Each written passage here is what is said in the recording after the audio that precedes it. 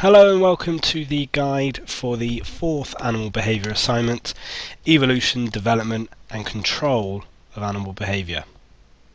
So let's have a look at the tasks.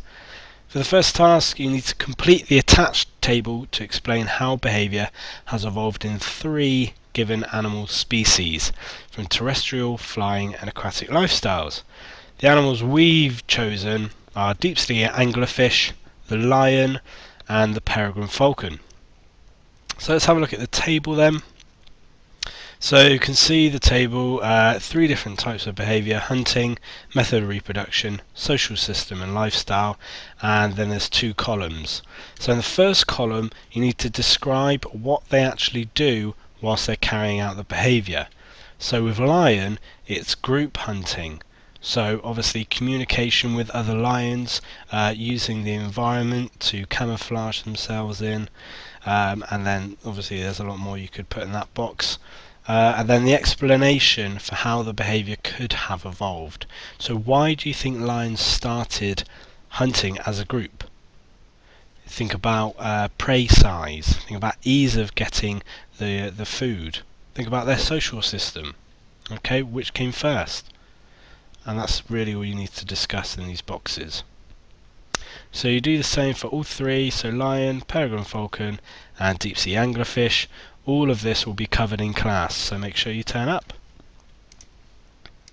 So for the second task, all you need to do, just a quick definition of what communication actually is, and explain how effective communication can reduce conflict between animals.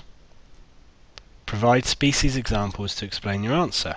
So what you need to think about here is to think about why animals in group situations do the things they do. So how can making sure that the correct body language is understood by another member reduce conflict? So for example, if I was saying to a dog that I was submissive, I would definitely need to get that behaviour across, otherwise he may be thinking I'm aggressive and want to start to get involved in a conflict. So they're the sort of examples that you need to create. Around 300 to 400 words for that task. For P9, what you need to be able to do is, by providing annotated diagrams and written text, explain how 3 animals of your choice use the following as forms of communication. Now again, we're going to cover 3 animals in class, so make sure you turn up. You don't have to use them, but obviously it's a lot easier to. So auditory, visual, tactile, olfactory and gustatory. Now remember that you're describing it for forms of communication, not how do they use sound, or how do they hear, or what can they see, or what can they taste. What I need to know is how they use it for communication. So think defense, territorial, pheromones and feeding behaviors. Again, we're going to cover it all in class. Task 4 is split into 3. Compare what the terms bonding and imprinting mean and why they're important. Explain how imprinting occurs in birds, and explain how bonding occurs in a mammal of your choice. So for a quick blurb on what each bonding and imprinting actually is, and what could happen if it wasn't available or if it didn't occur in a particular animal.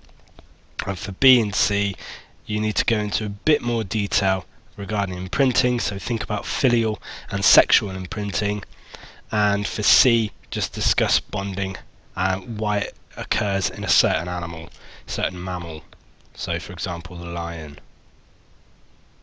For task 5, what you need to be able to do, using a range of different examples, explain why bonding and imprinting is important for the survival of the individual and species.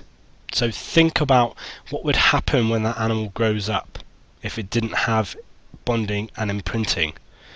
Or think about what would happen in a group situation if there were no bonds. Would it be successful? Again, for that one, it needs to be around 500 words, so about a page. If you have any further questions, please don't hesitate to ask.